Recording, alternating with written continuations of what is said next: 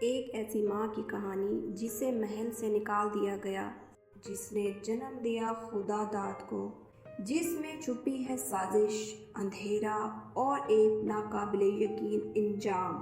ایک زمانے کی بات ہے، دیار بکر نامی سلطنت میں ایک عظیم بادشاہ حکومت کرتا تھا۔ اس کا پایا تخت حران شہر تھا۔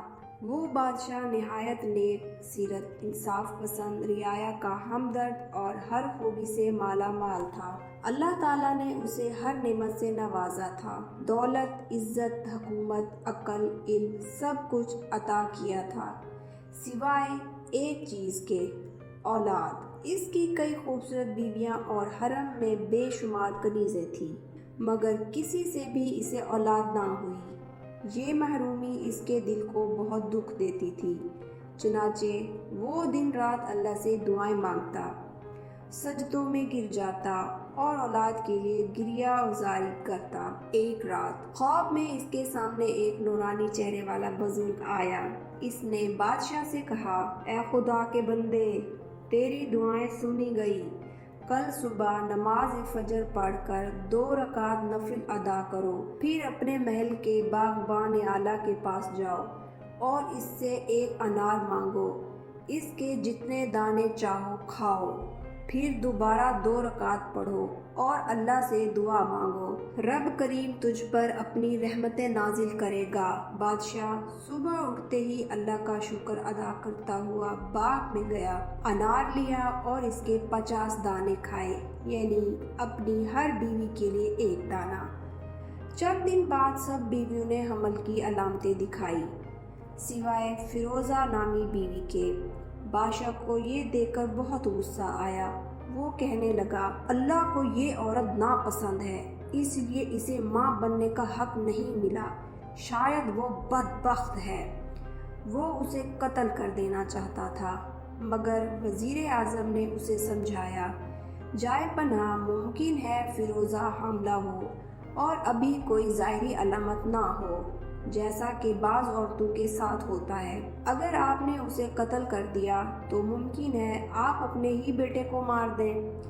بادشاہ نے کہا، ٹھیک ہے، اسے قتل نہ کرو، مگر میں اسے اب یہاں نہیں دیکھنا چاہتا، نہ محل میں نہ شہر میں۔ چنانچہ وزیر کے مشورے سے فیروزہ کو بادشاہ کے بھتیجے شہزادہ سمیر کے پاس سامریہ شہر بھیج دیا گیا اور ساتھ ہی ایک خط بھی دیا گیا، اس عورت کا خیال رکھنا، اگر حمل کی کوئی علامت ظاہر ہو تو فوراً ہمیں اطلاع دینا۔ کچھ مہینے بعد فیروزہ نے ایک خوبصورت بیٹے کو جنم دیا۔ بچہ ایسا حسین اور نورانی تھا جیسے چمکتا سورج۔ شہزادہ سمیر نے خوشی خوشی ایک خط لکھ کر بادشاہ کو اطلاع دی، فیروزہ نے ایک شہزادے کو جنم دیا ہے، اللہ آپ کو سلامت رکھے۔ بادشاہ یہ خبر سن کر بہت خوش ہوا۔ اس نے کہا، میری باقی 49 بیویوں کے ہاں بھی اولاد ہوئی ہے اور اب فیروزہ سے بھی بیٹا ملا، اس کا نام رکھو خدا داد، یعنی اللہ کا دیا ہوا، اس کی پرورش میں کوئی کمی نہیں رہنے دینا۔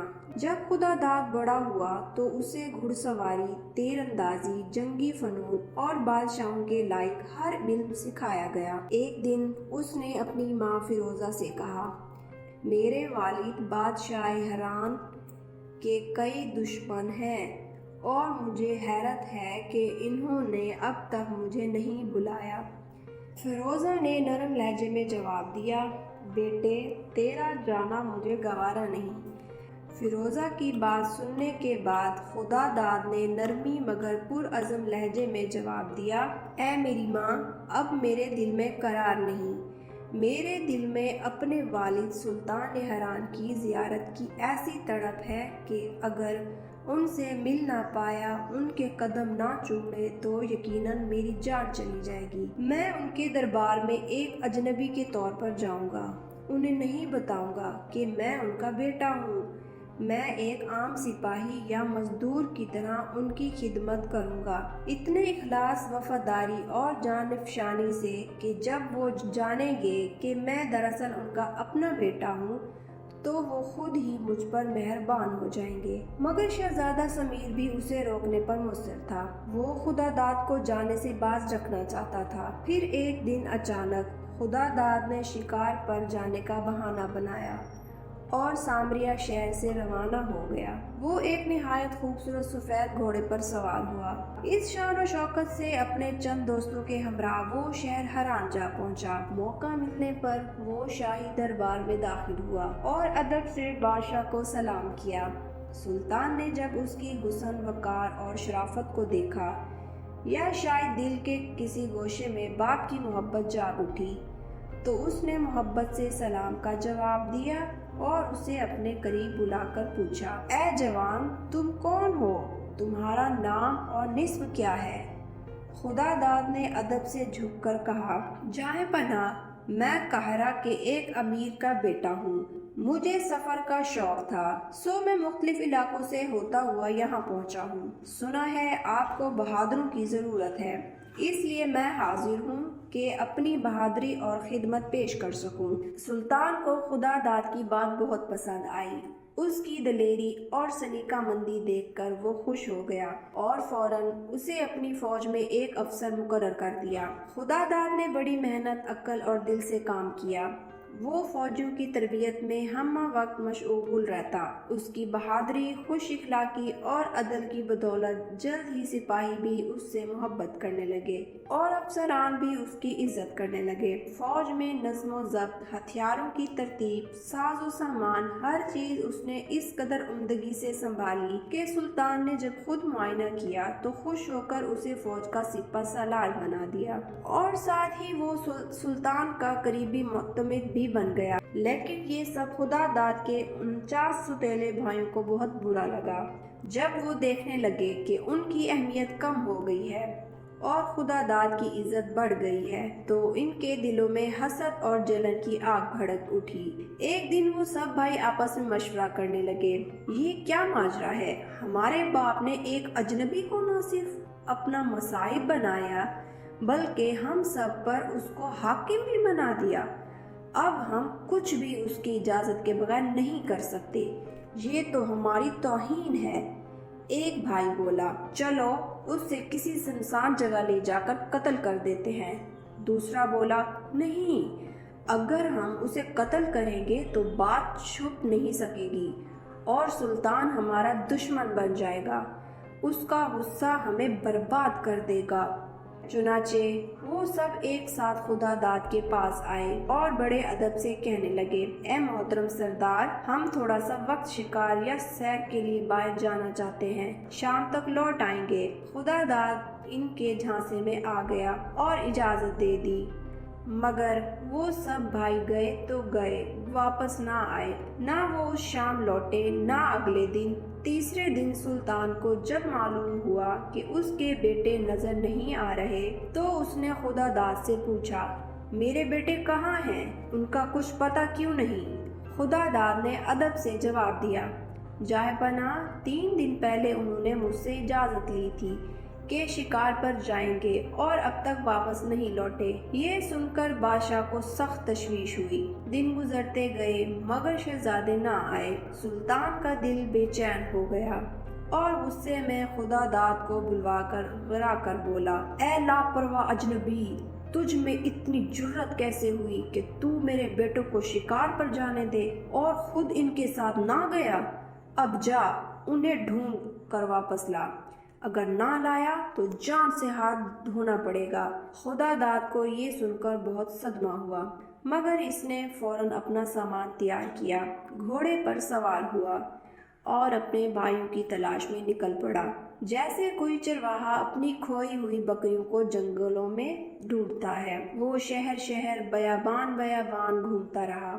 اسی تلاش میں وہ ایک وسیع و عریض میدان میں پہنچا جہاں درمیان میں ایک سیاہ پتھروں کا قلعہ بنا ہوا تھا۔ وہ گھوڑے کی رفتار دھیمی کر کے قلعے کے قریب آیا تو دیکھا ایک بہت حسین لڑکی ایک کھڑکی سے باہر دیکھ رہی ہے۔ اس کے بال بکھرے ہوئے، کپڑے پھٹے پرانے، چہرہ زرد اور غمزدہ، مگر حسن ایسا کہ جیسے چاند خود شرما جائے۔ وہ دھیرے دھیرے بول رہی تھی۔ خدا داد نے دھیان سے سنا۔ وہ کہہ رہی تھی، اے نوجوان، فوراً یہاں سے چلے جاؤ، ورنہ تم بھی اس درندے کے ہتھے چڑھ جاؤ گے جو اس قلعے میں رہتا ہے۔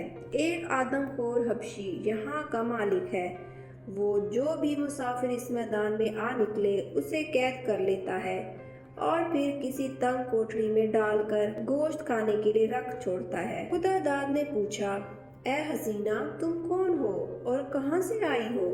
لڑکی نے آہ بھر کر کہا، میں قاہرہ کی ایک معزز خاندان کی بیٹی ہوں۔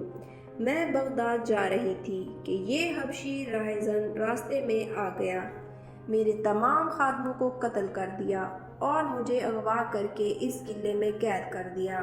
وہ مجھے اپنے ہوس کا نشانہ بنانا چاہتا ہے اور میں اب تک اس کے ظلم سے بچتی آئی ہوں، لیکن کل اگر میں نے اس کی خواہش نہ مانی تو وہ مجھے بے آبرو کر کے مار ڈالے گا۔ اب میں زندگی سے مایوس ہو چکی ہوں، لیکن تم کیوں آئے ہو یہاں؟ تمہیں یہاں سے فوراً بھاگ جانا چاہیے، وہ کسی بھی وقت واپس آ سکتا ہے۔ ابھی وہ یہ کہہ رہی تھی کہ دور سے وہی حبشی آدم خور نمودار ہوا۔ وہ ایک عجیب و غریب خوفناک چہرے والا دیو ہیکل مرد تھا۔ وہ ایک طاقتور تاتاری گھوڑے پر سوار تھا اور اس کے ہاتھ میں ایسی بھاری تلوار تھی جو صرف وہی چلا سکتا تھا۔ خدا داد نے اسے دیکھا تو ایک لمحے کے لیے چونک گیا، مگر فوراً اللہ سے مدد مانگی اور نیت کر لی کہ یا تو جیتے گا یا شہید ہوگا۔ حبشی نے خدا داد کو کمزور سمجھا اور لڑائی کے بجائے پکڑنے کی کوشش کی، لیکن خدا داد نے موقع دیکھ کر اس کی ٹانگ پر ایسی زبردست تلوار ماری کہ وہ درد سے چیخ اٹھا۔ پھر حبشی نے بھی قہرناک وار کیا، مگر خدا داد نے بچاؤ کیا اور پلٹ کر ایسا وار کیا کہ اس کا سیدھا ہاتھ ہی کاٹ ڈالا۔ حبشی زمین پر گر پڑا۔ خدا داد گھوڑے سے اترا اور ایک ہی وار سے اس کا سر تن سے جدا کر دیا۔ کھڑکی سے وہ لڑکی سب دیکھ رہی تھی، اس کی آنکھوں سے خوشی کے آنسو نکل آئے۔ وہ چیخ اٹھی، الحمدللہ، اے میرے نجات دہندہ، اللہ نے تمہارے ہاتھوں سے اس درندے کو مار ڈالا۔ قلعے کی چابیاں اس کے پاس ہیں، اسے تلاش کرو اور مجھے رہائی دو۔ خدا داد نے چابیاں اس کے کمر بند سے نکالی، دروازہ کھولا اور اندر داخل ہوا۔ لڑکی دوڑتی ہوئی اس کے قدموں میں گرنے لگی، مگر خدا داد نے اسے اٹھا لیا۔ لڑکی نے اسے دنیا کی تمام بہادروں سے بہتر کہا اور اس کی بہادری کو سراہا۔ دونوں بیٹھ کر باتیں کرنے لگے کہ اچانک قلعے کی ایک کونے سے چیخنے چلانے، رونے دھونے کی آوازیں آنے لگی۔ خدا داد نے پوچھا، یہ آوازیں کس کی ہیں؟ لڑکی نے اشارہ کیا، اے میرے آقا، یہ آوازیں ان قیدیوں کی ہیں جنہیں وہ آدم خور ہر روز قید کر کے رکھتا تھا اور روزانہ ایک کو بھون کر کھاتا تھا۔ خدا داد نے کہا، مجھے بہت خوشی ہوگی اگر میں انہیں رہا کر سکوں۔ مجھے بتاؤ وہ کہاں قید ہیں؟ وہ دونوں اس طرف بڑھے۔ خدا داد نے ایک چابی سے قفل کھولنے کی کوشش کی، وہ نہ کھلا۔ پھر دوسری سے کوشش کی، تب قفل کھل گیا، مگر اندر سے قیدیوں کی چیخیں اور زیادہ تیز ہو گئی کہ خدا داد جب اس دروازے کو کھولنے لگا تو قید خانہ کسی زمین دوز جگہ یا اندھے کنویں کی مانند دکھائی دیتا تھا۔ جب اس نے دروازہ کھولا اور زینے سے نیچے اترا تو ایک تاریک اور تنگ تہ خانے میں جا پہنچا، جہاں 100 سے زائد قیدی ہاتھ پاؤں بندھے زنجیروں میں جکڑے پڑے تھے۔ وہاں روشنی صرف ایک چھوٹے سے روشن دان سے آتی تھی۔ خدا داد نے بلند آواز میں کہا، اے مظلومو، گھبراؤ نہیں، میں نے اس آدم خور حبشی کو مار ڈالا ہے۔ اللہ کا شکر ادا کرو جس نے تمہیں اس ظالم سے نجات دی۔ میں آیا ہوں تمہاری زنجیریں کھولنے اور تمہیں آزادی دینے۔ یہ خوشخبری سن کر قیدی خوشی سے جھوم اٹھے اور سب نے مل کر نعرہ شکر اور خوشی کا شور بلند کیا۔